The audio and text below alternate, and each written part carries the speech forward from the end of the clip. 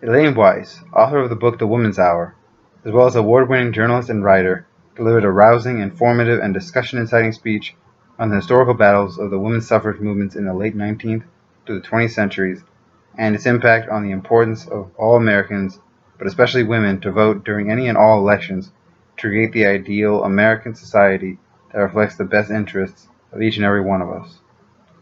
While this event was primarily a historical lecture on the efforts of women in order to attain the right to vote, it is contextualized in modern society, and Elaine Weiss pushed for all attendees to deeply consider the nature of inequality in America today, especially with respect to women.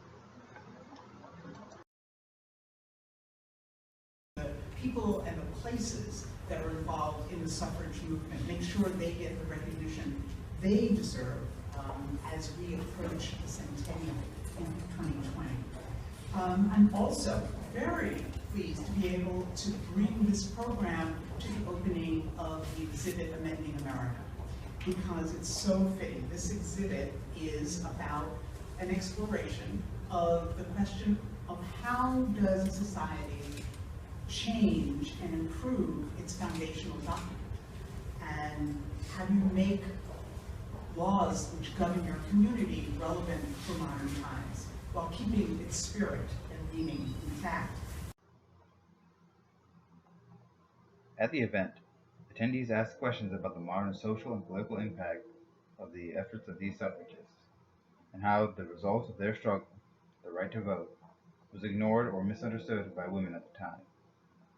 The struggle itself was a long and arduous process, but the implementation and the internalization of the 19th Amendment by women would take decades.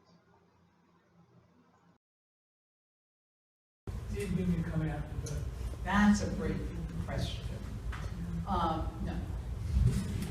It was disappointing for the suffragists in the 1920 election, because only about, I think, 3 and 5, let me see, yeah, something like that.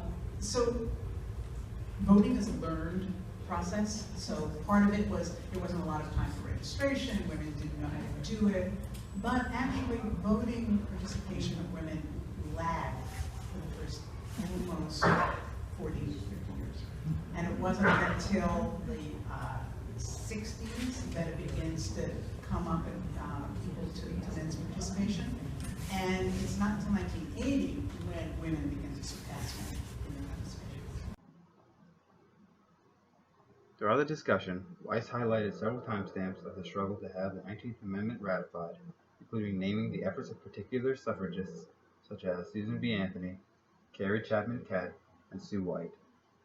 The opposition from both men and women was formidable, and at times unbearable, but these women knew what they had to fight for in order to ensure the future of women in America and make steps toward equality, which is still being fought over today by activists. The Maryland Constitution still says only men can vote, and so this goes against it. And this is the crux of all the debates even now when we see states violating the Voting Rights Act of 1965, and they are saying this is states' rights. So we're still doing this. Massive inequalities and disparities still exist in America, socially, politically, and economically, and to be complacent with our society is to deny the existence and or prominence of these issues.